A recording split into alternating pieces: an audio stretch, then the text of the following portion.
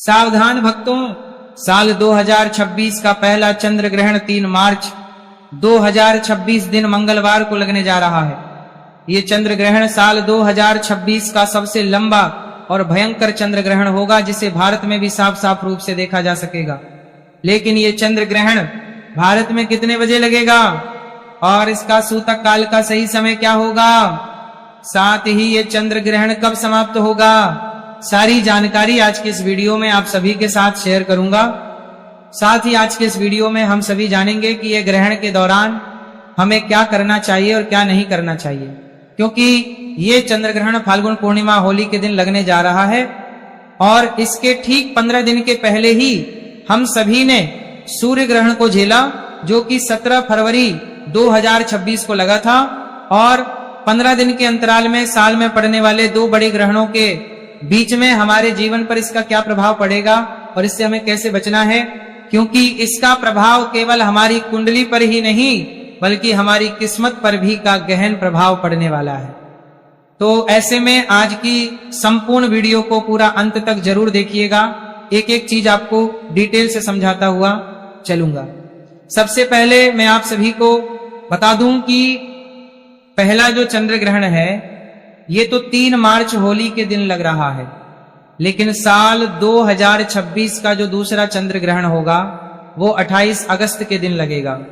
लेकिन ये जो पहला चंद्र ग्रहण है जो कि होली के दिन लगने जा रहा है, ये एक ऐतिहासिक खगोलीय घटना का गवाह बनने जा रहा है, क्योंकि हमारे में होली, दिवाली, रक्षाबंधन जैसे त्योहार बड़े ही पवित्र और बड़े ही धूमधाम से मनाए जाते हैं।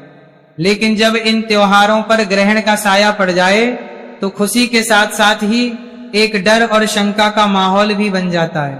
साल 2026 की ये होली बहुत कुछ ऐसे संयोग बना रही है जिससे हमें डरने की भी जरूरत है, लेकिन कहीं ना कहीं ये हमारे जीवन में कुछ राशि के जातकों के लिए खुशियों का संदेश भी लेकर आई है कि अनुसार होली और चंद्र ग्रहण का एक ही दिन होना एक बहुत ही बड़ा और दुर्लभ संयोग है। चलिए एक एक करके आज की इस वीडियो में आप सभी की सभी दुविधाओं को दूर करता हूं, जो कि इस वक्त आप सभी के मन में हलचल मचाए हुए हैं। जैसे कि होलिका दहन का सही समय क्या होगा, 2 मार्च को होलिका दहन करें या फिर 3 मार्च को, क्योंकि इस बार भद्रा का साया भी है। और होली किस दिन खेली जाए और बरसाने में होली कब मनाई जाएगी, चंद्र ग्रहण किस समय पर दिखाई देगा और सूतक काल कब शुरू होगा और कब समाप्त होगा, और इस दौरान क्या कुछ सावधानियां बरतने की ज्यादा आवश्यकता होगी, हमारी कुंडली पर इसका कैसे प्रभाव पड़ेगा, और सबसे जरूरी बात कि ग्रहण खत्म होने के बाद होली काल दहन से पहले आपको कौन से वो जरूरी 3 काम हैं जो जरूर ही करने हैं, ताकि आपके परिवार पर इस ग्रहण और भद्रा का कोई भी प्रभाव ना पड़ पाए, कोई आंच ना आ पाए। तो निवेदन है आप सभी से कि आने वाले 15 मिनट का समय आप इस वीडियो को पूरी तरीके से दे दीजिए, क्योंकि ये एक अकेली वीडियो आपके साल 2026 के पूरे हार को बदलकर रख देने वाली है। क्योंकि आज की इस वीडियो में साल 2026 पर होली के दिन पंचांग और ज्योतिष के अनुसार इस चंद्र ग्रहण का हमारी किस राशि पर क्या प्रभाव पड़ेगा, ये भी एक एक करके संपूर्ण जानकारी में बीच बीच में देता हुआ चलूंगा। चलिए सबसे पहले बात कर लेते हैं उस कंफ्यूजन की, उस उलझन की, जिसकी वजह से तिथियों को लेकर मन में बड़ा ही असमंजस बना हुआ है। देखिए, हिंदू पंचांग की अगर मैं बात करूं तो होली का त्योहार फाल्गुन पूर्णिमा के दिन मनाया जाता है, और इस बार 2026 में फाल्गुन पूर्णिमा की जो तिथि है वो 2 मार्च की शाम से प्रारंभ हो जाएगी और 3 मार्च की शाम को खत्म होगी, और यहीं से ही सारी परेशानी शुरू होती है।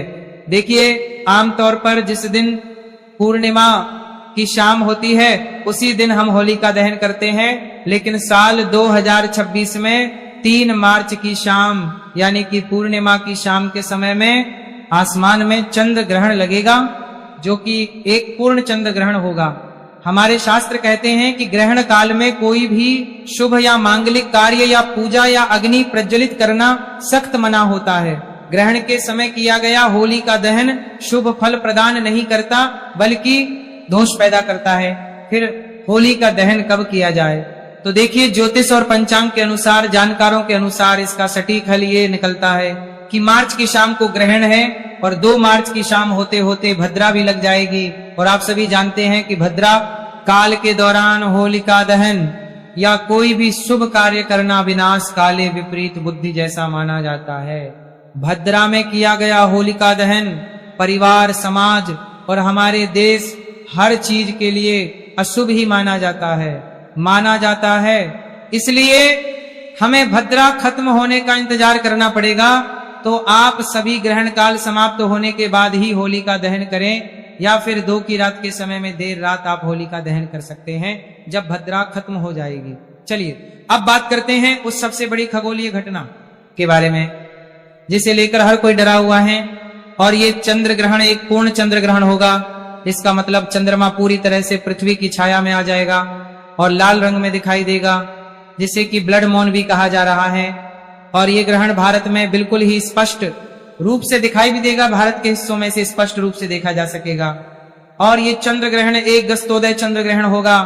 गस्तोदय का मतलब होता है जब ही शाम को लगभग 6:20 पर आसमान पूरब दिशा में निकलेगा। ग्रहण शुरू हो चुका होगा। ये ग्रहण शाम 6:47 पर समाप्त भी हो जाएगा, यानी कि इसका मोक्ष काल शाम 7 बजे से पहले ही हो चुका होगा। भले ही ये ग्रहण भारत में शाम में केवल 20 से 25 मिनट के लिए ही दिखाई दे, लेकिन शास्त्रों के अनुसार अगर ये ग्रहण आपके शहर में दिखाई दे रहा है तो इसका सूतक काल भी पूरी तरह से मान्य होगा। अब आते हैं सूतक काल के सही समय और सही जानकारी पर बड़े ही ध्यान से। ये देखिए, जब भी चंद्र ग्रहण लगता है तो सूतक काल पूरे 12 घंटे पहले से ही प्रारंभ हो जाता है। तो ऐसे में 3 मार्च को सुबह ही सूतक काल के नियम लागू हो जाएंगे, क्योंकि ये सूतक काल सुबह 6:20 से ही शुरू हो जाएगा। और ये सूतक काल ग्रहण काल की समाप्ति के साथ ही, यानी कि शाम 6:47 पर ही समाप्त होगा। सूतक काल को अशुद्ध समय माना गया है और इस दौरान वातावरण में नकारात्मक ऊर्जा बहुत ज्यादा होती है।